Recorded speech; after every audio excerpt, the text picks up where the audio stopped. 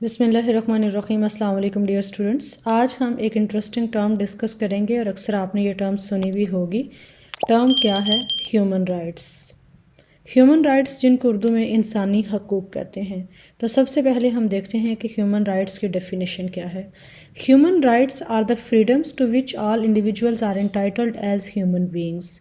انسان ہونے کی حیثیت سے، انسان ہونے کے ناطے سے انسان جن آزادیوں کا حقدار ہے انہیں ہیومن رائٹس کہا جاتا ہے۔ سو ہیومن رائٹس کیا ہیں؟ انسان ہونے کی وجہ سے جو حقوق آپ کو حاصل ہیں، جو فریڈمز آپ کو حاصل ہیں، they are the human rights.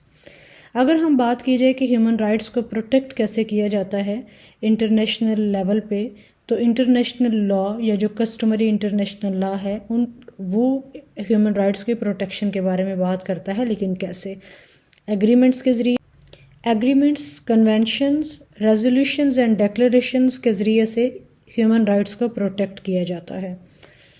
Human rights کی جو پروٹیکشن ہے that is closely associated with international humanitarian law and international refugee لا۔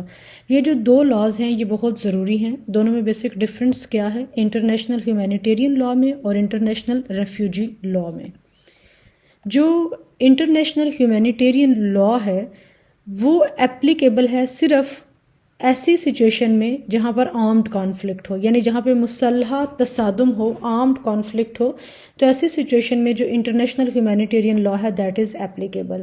اگر انٹرنیشنل ریفیوجی لا کی اپلیکیشن کی بات کی جائے تو یہ ان لوگوں کے اوپر ایپلیکیبل ہے جو کہ ریفیوجیز ہیں، پناہ گزین ہیں، اور یہ ان کا ریکگنائزڈ اسٹیٹس ہے۔ اسائلم سیکرز پر بھی اپ ٹو سم ایکسٹینٹ یہ انٹرنیشنل ریفیوجی لا ایپلیکیبل۔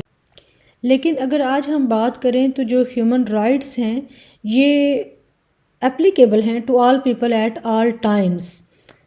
سو ہیومن رائٹس کی جو وائلیشن ہے یہ ایک بہت بڑا کرائم ہے، اور انٹرنیشنل لا اس کی بالکل بھی پرمیشن نہیں دیتا۔ انٹرنیشنل لا ہیومن رائٹس کی پروٹیکشن کے لیے ڈفرینٹ لاز بنائے ہوئے ہیں۔ اب سوال یہ پیدا ہوتا ہے کہ اگر کوئی اسٹیٹ ہیومن رائٹس کی وائلیشن کرتی ہے تو انٹرنیشنل لا کیا کر سکتا ہے؟ کیونکہ انٹرنیشنل لا تو کسٹمز پہ، مارل ویلیوز پہ اور ایتھکس پہ بیس کرتا ہے، تو انٹرنیشنل لا کو ریگولیٹ کرنے والی اور اسے امپوز کرنے والی کوئی کوئرسو فورس نہیں ہے، تو پھر اس کا کیا فائدہ ہے؟ تو یاد رکھیے کہ جو انٹرنیشنل آرگنائزیشنز ہیں وہ سینکشنز کے ذریعے سے اور اس طرح کے باقی جو کوئرسو میئرز ہیں اس کے ذریعے سے جو اسٹیٹ ہیومن رائٹس کے وائلیشن کر رہی ہے اسے کمپیل کر سکتی ہے کہ وہ اپنے بیہیویئر کو کریکٹ کرے۔ ٹیک کیئر، اللہ حافظ۔